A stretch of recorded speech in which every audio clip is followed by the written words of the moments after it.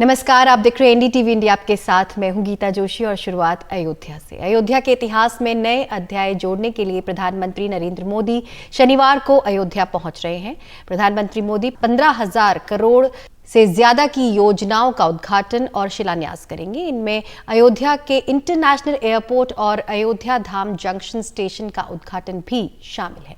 इसके साथ ही प्रधानमंत्री मोदी नई अमृत भारत और 6 नई वंदे भारत ट्रेनों को हरी झंडी दिखाएंगे। प्रधानमंत्री मोदी के दौरे को देखते हुए अयोध्या में जबरदस्त सुरक्षा इंतजाम किए गए हैं। पीएम के दौरे से पहले सीएम योगी आदित्यनाथ शुक्रवार को अयोध्या पहुंचे और एयरपोर्ट स्टेशन का निरीक्षण किया। साथ ही एक सेल्फी पॉइंट पर वो सेल्फी लेते भी नजर आए। रामलला की प्राण प्रतिष्ठा के लिए अयोध्या में जबरदस्त तैयारियां चल रही हैं। अयोध्या के चप्पे चप्पे को सजाया संवारा जा रहा है।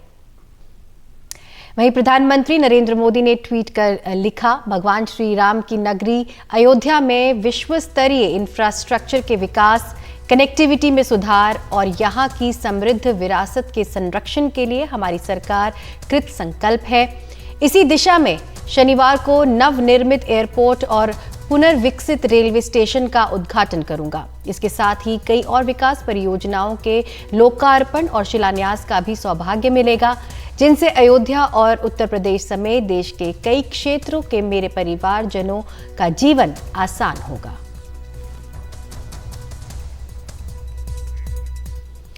तो प्रधानमंत्री नरेंद्र मोदी कल अयोध्या का दौरा करेंगे। आपको बताते सुबह 9:30 बजे यानी 9:35 पर वो दिल्ली से अयोध्या के लिए रवाना होंगे। 10:50 पर अयोध्या एयरपोर्ट पहुंचेंगे। सुबह 11 बजे अयोध्या जंक्शन रेलवे स्टेशन पर वो जाएंगे और 11:30 बजे अयोध्या जंक्शन रेलवे स्टेशन का वो उद्घाटन करेंगे। दोपहर 12:05 पर प्रधानमंत्री मोदी रोड शो करते हुए अयोध्या एयरपोर्ट के लिए रवाना होंगे। दोपहर 12:30 से 12:45 तक अयोध्या एयरपोर्ट की नई इमारत का निरीक्षण करेंगे। दोपहर 12:50 पर सभा स्थल पर के लिए वो रवाना हो जाएंगे। दोपहर 1 से 2 बजे तक 15,000 करोड़ की योजनाओं का उद्घाटन और शिलान्यास करेंगे प्रधानमंत्री मोदी।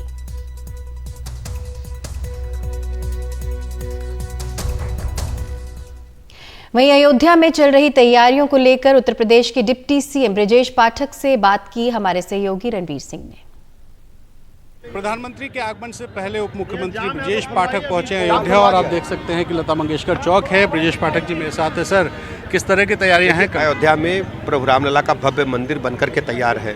कल आदरणीय प्रधानमंत्री नरेंद्र मोदी जी अंतर्राष्ट्रीय हवाई अड्डे को और रेलवे स्टेशन को जनता को समर्पित करेंगे। पूरी अयोध्या का इंफ्रास्ट्रक्चर बदल चुका है। रोड्स चौड़ी किए जा रहे हैं, रोड डिवाइडर्स बनाए जा रहे हैं। अयोध्या के घरों को एक रूपता में लाया जा रहा है, एक तरीके का रंग रोगन किया जा रहा है और अयोध्या में बड़ी ऊर्जा का संचार हुआ है।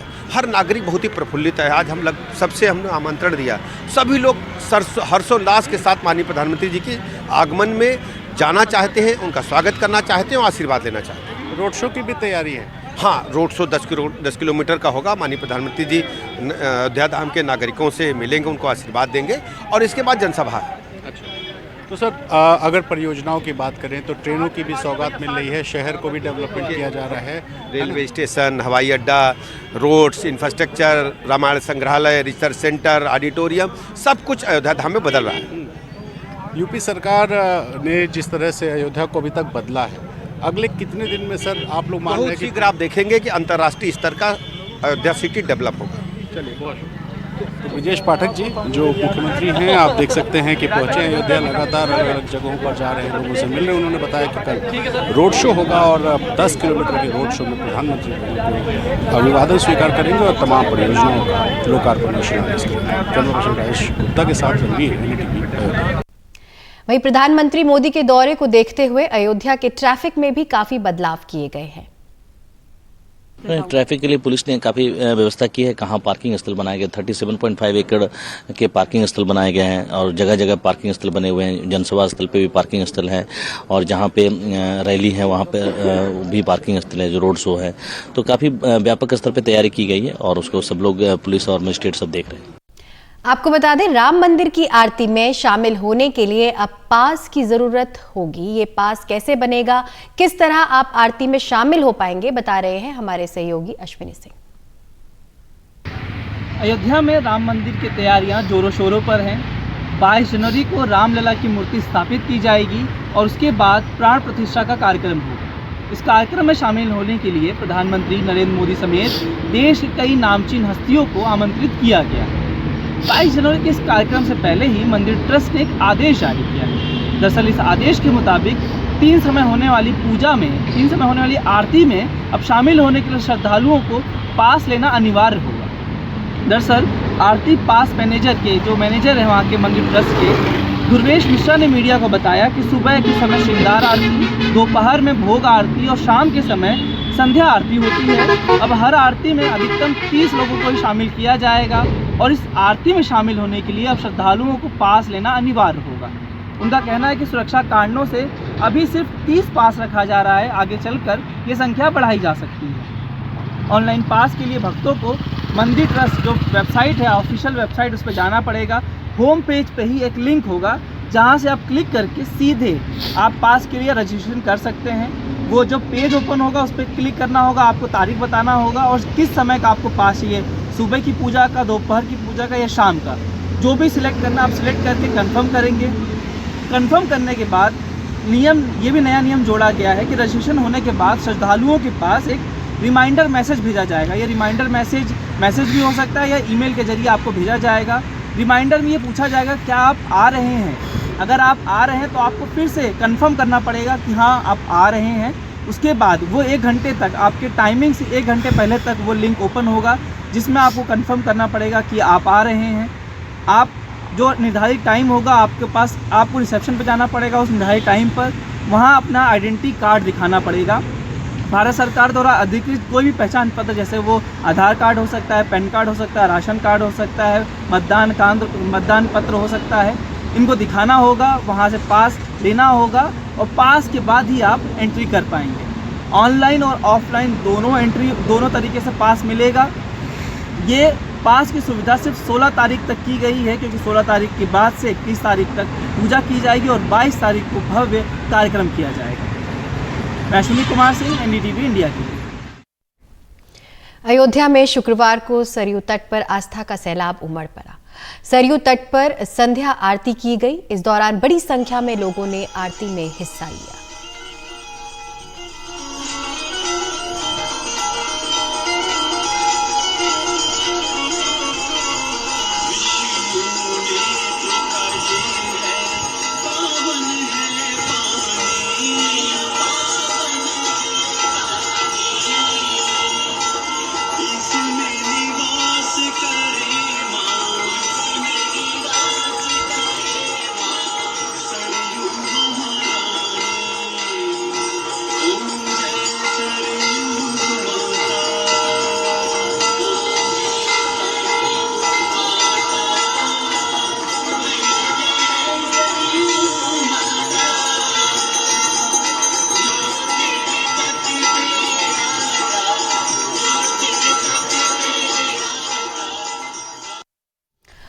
और अब बात इस वक्त की बड़ी खबर की। पाकिस्तान ने हाफिज सईद के प्रत्यार्पण के भारत के अनुरोध को ठुकरा दिया है। आपको बता दें, भारत के साथ कोई प्रत्यार्पण संधि नहीं होने का हवाला दिया है और इस वक्त की बड़ी खबर, पाकिस्तान ने हाफिज सईद के प्रत्यार्पण के भारत के अनुरोध को खारिज कर दिया है। और इस पर ज्यादा जानकारी के लिए हमारे साथ उमा शंकर सिंह मौजूद हैं फोन लाइन पर। उमा, क्या अपडेट्स आप तक पहुंच रहे हैं इस खबर को लेकर?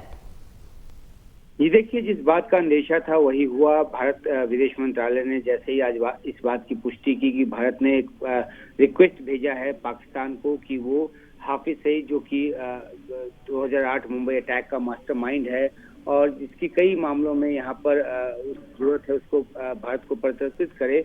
और इस बात की पुष्टि होने के तुरंत बाद जो है पाकिस्तान में, जब पाकिस्तान विदेश मंत्रालय की प्रवक्ता से पूछा गया तो उन्होंने एक तकनीकी आधार पर इस बात को खारिज कर दिया। मुमताज जहरा बलोच ने ये बात कही कि हाँ, भारत से एक अनुरोध मिला है लेकिन इस बात को पूरा नहीं किया जा सकता क्योंकि भारत के साथ कोई प्रत्यर्पण संधि नहीं है। हालांकि पाकिस्तान ये बात भूल रहा है कि भारत की तरफ से लगातार कई डॉजियर ऐसे दिए गए हैं जिसमें हाफिज सईद के खिलाफ कई तरह के सबूत हैं। 2008 मुंबई अटैक के साथ साथ मनी लॉन्ड्रिंग का एक मामला है और उसी मामले में ये प्रत्यर्पण की जो मांग है वो की गई थी। लेकिन पाकिस्तान क्योंकि उसका ये पैटर्न रहा है कि वो अपनी जमीन से आतंकवाद को न सिर्फ पालता है बल्कि उसका संरक्षण भी करता है और उसी पैटर्न के आधार पे आज भी पाकिस्तान की तरफ से जवाब आया है। जबकि पिछले 2 दिनों से बात कही जा रही थी तब तक पाकिस्तान की तरफ से इस पे चुप्पी साधी गई थी, लेकिन आज जैसे ही भारत की तरफ से खबर की पुष्टि की गई कि भारत ने प्रत्यर्पण की मांग की है तो एक तकनीकी आधार को बताते हुए पाकिस्तान की तरफ से इस बात को खारिज कर दिया गया है कि वो इस प्रत्यर्पण के लिए आगे नहीं जा सकता क्योंकि दोनों देशों के बीच प्रत्यर्पण सर्दी नहीं है। और ये कोई नई बात नहीं है, 2018 में भारत की संसद में भी बात कही जा चुकी है कि भारत और पाकिस्तान के बीच कोई प्रत्यर्पण संधि नहीं है। लेकिन जिस तरह के सबूतों के आधार पर हाफिज सईद को सौंपने की मांग की जा रही है, अगर पाकिस्तान की मंशा साफ होती और वो आतंकवाद पे काबू पाने की कोशिश करता तो शायद इस बात पे विचार करता, लेकिन वो भारत के खिलाफ आतंकवाद को पोषित और संरक्षित करता रहा है। यही वजह है कि आज पाकिस्तान की तरफ से एक बार फिर से इस बात को नकार दिया गया है। उमा, इस पूरी जानकारी के लिए बहुत बहुत शुक्रिया। तो भारत ने पाकिस्तान से आतंकी सरगना हाफिज सईद के प्रत्यार्पण का अनुरोध किया था, जो कि 26/11 मुंबई पर आतंकी हमले का मास्टरमाइंड है, लेकिन पाकिस्तान ने हाफिज सईद के प्रत्यार्पण के भारत के अनुरोध को ठुकरा दिया है। भारत के साथ कोई प्रत्यार्पण संधि नहीं होने का हवाला दिया है।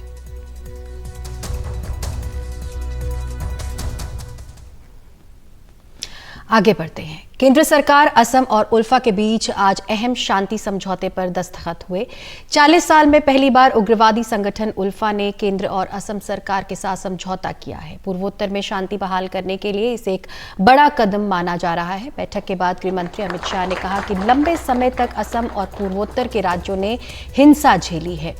आज हुए समझौते से सभी हथियारबंद गुटों की बात को यही समाप्त करने में हमें सफलता मिल गई है। असम के मुख्यमंत्री ने कहा कि आज असम के लिए एक ऐतिहासिक दिन है।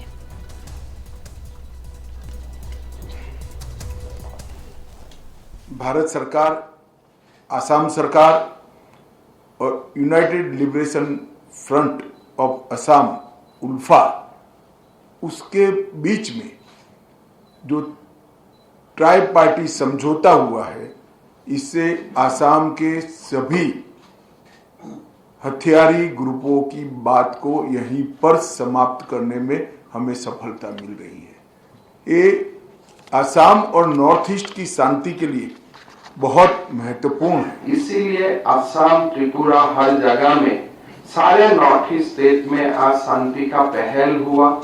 काफी सारे इलाका से arm force special power act का विड्रॉ हुआ।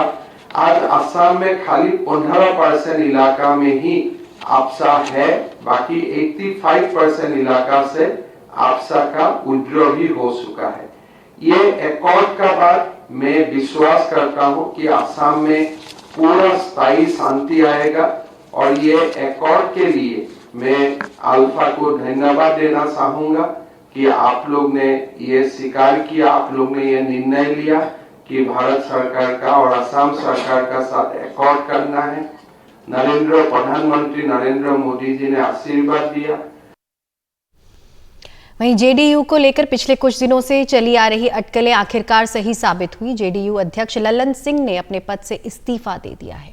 जेडीयू की कमान एक बार फिर मुख्यमंत्री नीतीश कुमार ने अपने हाथ में ले ली है। जेडीयू की राष्ट्रीय परिषद की बैठक में ललन सिंह ने कहा कि हम लोगों को बीजेपी के साथ नहीं जाना चाहिए। वहीं जेडीयू नेता केसी त्यागी ने कहा कि जेडीयू के एनडीए में जाने के कयास मत लगाइए। राजनीति में कोई किसी का दुश्मन नहीं होता। नीतीश कुमार के चेहरे को लेकर उन्होंने कहा कि वो इंडिया गठबंधन के संयोजक हैं और इंडिया गठबंधन के विचारों के प्रधानमंत्री भी। बैठक में नीतीश कुमार ने कांग्रेस पर भी निशाना साधा। उन्होंने कहा कि कांग्रेस उनके कामों की चर्चा नहीं करती। हमारा जो मॉडल है उसके प्रसार से कांग्रेस को ही फायदा होगा। नीतीश कुमार जी इंडिया गठबंधन के विचारों के संयोजक हैं, विचारों के प्रधानमंत्री। क्या ये भविष्य के लिए रास्ता खुला हुआ है प्रधानमंत्री पद का? मैं कह रहा हूँ हैं वो। उन्होंने सामाजिक न्याय के सवालों को इतनी प्रखरता दी है वो तो इस विचार के ही संयोजक है। ऐसे भी अटकलें चल रही थी कि आने वाले महीने में नीतीश कुमार लोकसभा चुनाव से पहले बीजेपी के साथ दोबारा जा सकते हैं। इन अटकलों को ये हमारी पुरानी मित्र पार्टी का प्रोपेगेंडा है। अभी भी मित्र है, मित्र हाँ है, राजनीति में कोई दुश्मन नहीं होता, असहमति होती है, विचारों की भिन्नता होती है। नए अध्यक्ष बने, उनका पार्टी का निर्णय रहा, पहले भी अध्यक्ष रहे ही है वो नेता, पार्टी के सर्वमान्य नेता भी हैं, तो बने हैं तो अच्छी बात है, तो शुभकामनाएं हैं। और मिलजुल करके जो हम लोगों का इंडिया अलायंस है, जो महागठबंधन है, उसको हम लोग अपने मिल करके हम लोग काम करेंगे और बीजेपी को जो हम लोगों का एजेंडा है हराने का, उस पर काम करेंगे। बीजेपी के पार्टी ऑफिस से लेके एक कार्यकर्ता का दरवाजा बंद है उनके लिए। ये तय है कि वो कुछ ही महीना के मेहमान हैं मुख्यमंत्री पद के। अब लालू जी के आगे वो आत्मसमर्पण करें, तेजस्वी को मुख्यमंत्री बना दें। बिहार के मोतिहारी में एक अजीबोगरीब नज़ारा देखकर लोग हैरान रह गए। यहाँ एक फ्लाईओवर के नीचे प्लेन फंस गया। इसे देखने के लिए लोगों की भीड़ लग गई। दरअसल प्लेन की बॉडी लखनऊ से असम ले जाई जा रही थी, तभी फ्लाईओवर के नीचे से निकलने की कोशिश में वो फंस गया।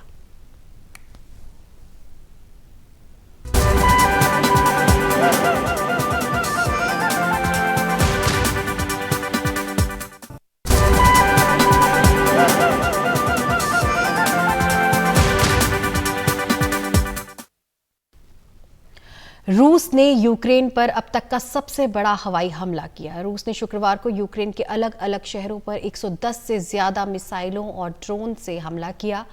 हमलों में 12 लोगों के मारे जाने की खबर है।